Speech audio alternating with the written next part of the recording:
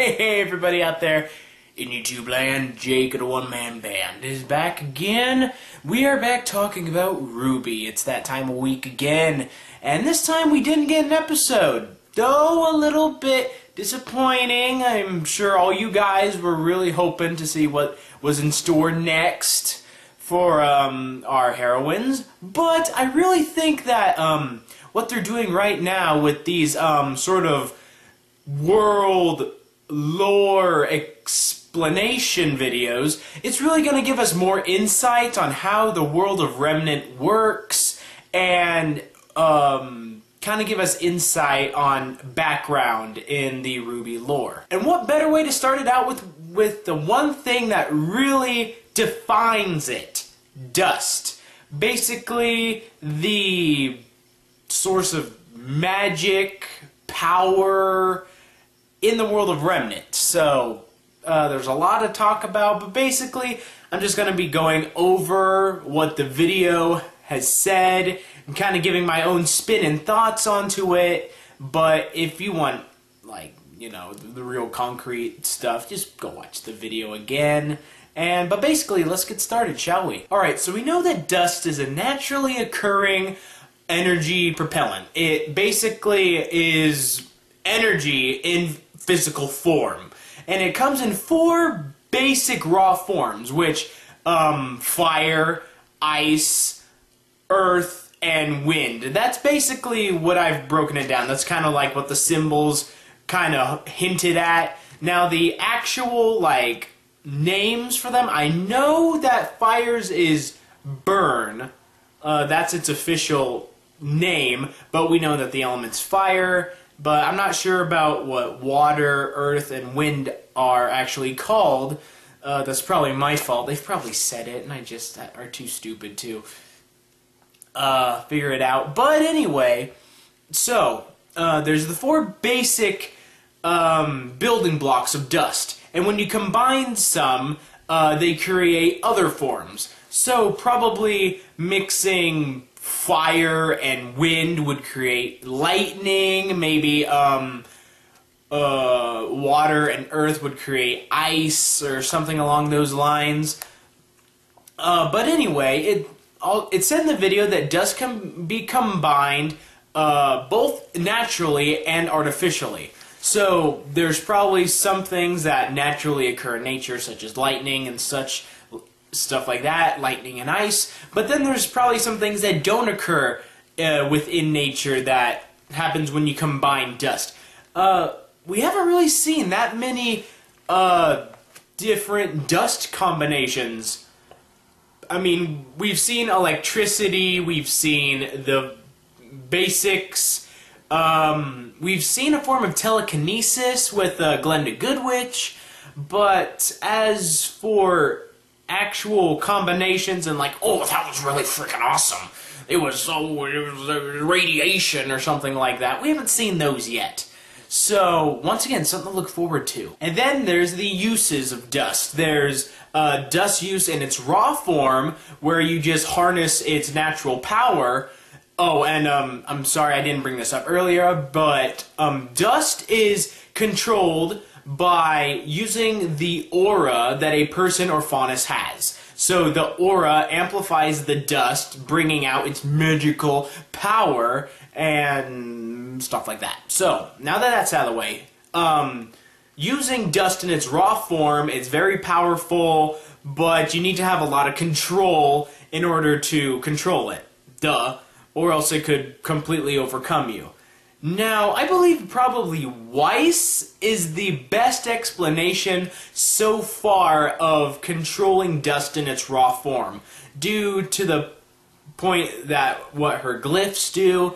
I mean, she does have her weapon, but she uses the revolver setting thing in her sword to control certain types of dust. And now that it's explained that dust can be combined, that thing is an artificial mixer. So she can make her own dust cocktail in that thing and just go uber blast on anything. And then there's the more practical use of dust, such as dust rounds, which are, as it said in the video, the more common use for dust in this day and age. Basically, just look at Yang and RWBY. Basically, anybody who uses a gun, they're using dust in round form. And since we have the different types of dust, does that mean there's different types of bullets? Like maybe stuff made from fire dust makes incendiary rounds.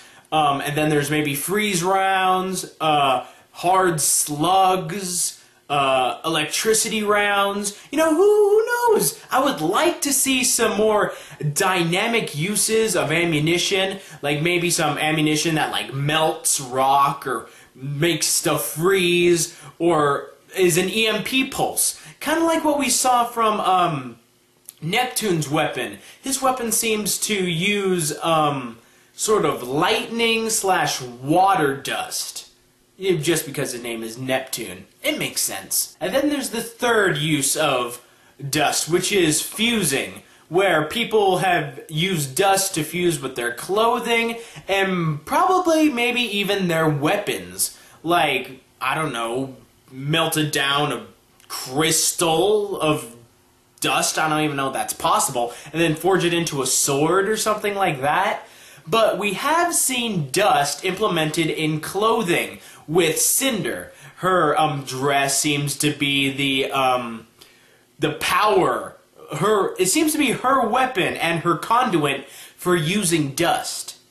But it's also said that people have actually fused dust with their physical bodies. So maybe Cinder, maybe her dress is her weapon in that way, or she has somehow fused dust with her body, or maybe even both. I would like to see a few enemies at least who are just like, you see like giant chunks of dust in their body and they draw power from it. I think that'd be a really cool story arc.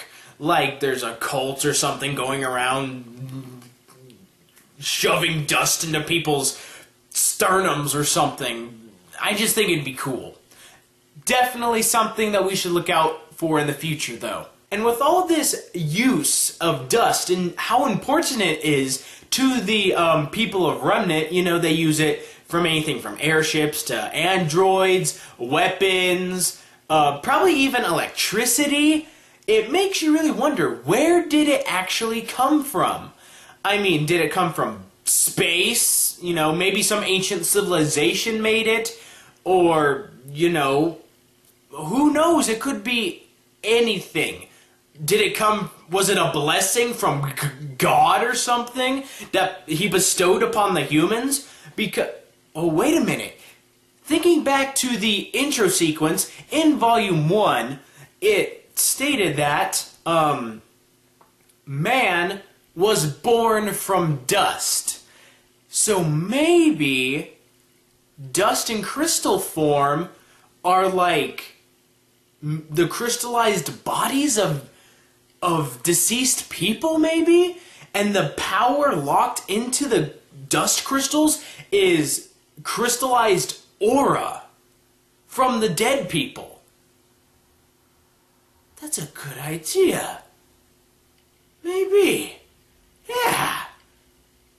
Yeah. But whether it be from space, or God, or your ancestor's dead body, we know from the very end of the video that dust is going to change humanity's standing in the world. Well, technically it already has. They have the upper hand on the Grim creatures. But by the way it was said, it really makes me feel that something catastrophic is going to happen due to dust. I mean, maybe it'll all disappear and all the kingdoms will have to start fighting each other over the last bit of dust reserves in the world.